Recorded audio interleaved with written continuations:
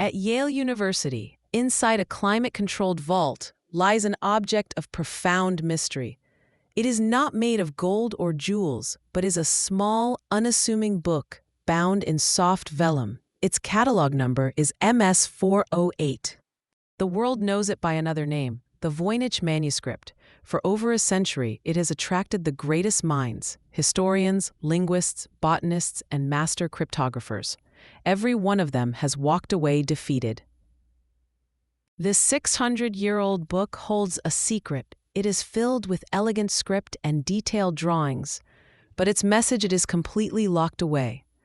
This is the story of the book that cannot be read.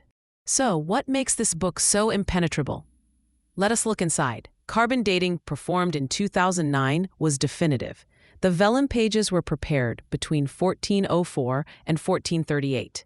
The ink and paint are consistent with the Renaissance era. This is a genuine medieval artifact, but its contents belong to another world. The first and largest section is a collection of over 100 botanical drawings. Yet not a single one of these plants has ever been definitively identified. They are chimeras, a root from one species, a leaf from another, a flower from a third. Botanists call them impossible.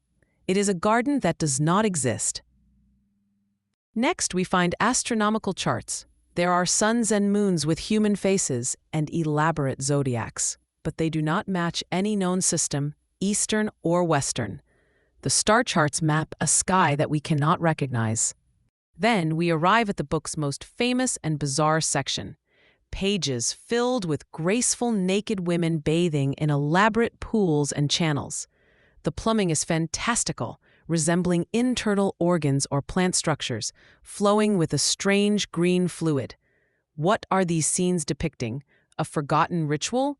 An alchemical process? No one knows. The mystery continues with abstract cosmological maps, including a massive 9-panel fold-out. There are pages that look like pharmaceutical guides showing plant parts next to apothecary jars. And finally, the manuscript ends with pages of dense, unbroken text, marked only by star-like bullets, as if they were recipes for some unknown concoction. The illustrations are baffling, but the true heart of the mystery lies in the script. Dubbed Voynichese, the text flows from left to right in an elegant, confident hand. It is comprised of 20 to 30 unique glyphs that repeat with clear patterns. This is not random gibberish. In fact, the language obeys statistical laws found in real languages. For example, it follows something called Zipf's law. This states that in any language, the most frequently used word will appear about twice as often as the second most frequent, 3 times as often as the third, and so on. Voynichese fits this pattern perfectly. It has prefixes, suffixes, and a structure that feels real. It has all the hallmarks of a genuine functional language, and that is what makes it so maddening. It looks real, but it has resisted every single attempt at decryption. It was tackled by the best. During World War II, a team led by the legendary cryptographer William Friedman broke Japan's unbreakable purple cipher, giving the Allies a massive advantage. After the war, Friedman dedicated decades of his life to his ultimate challenge, the Voynich Manuscript. He and his team applied every technique they knew. They found nothing.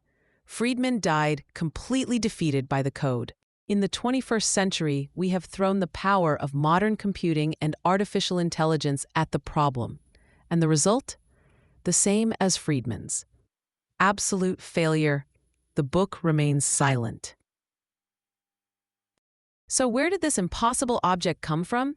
Its modern story begins in 1912, when a Polish rare book dealer named Wilfrid Voynich discovered it tucked away in a collection of manuscripts at a Jesuit college near Rome.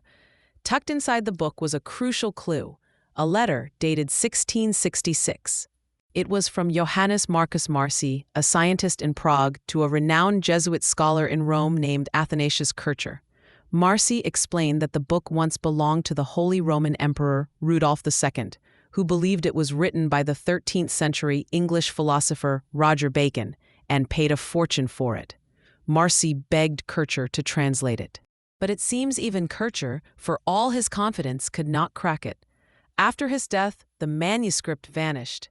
It was lost for over 200 years, buried deep within the Jesuit archives, its secrets dormant, until Wilfrid Voynich opened its pages and brought its mystery back into the light. A 600-year-old book filled with impossible plants, unknown stars, and an unbreakable code. What is the explanation? Over the years, 4 main theories have emerged.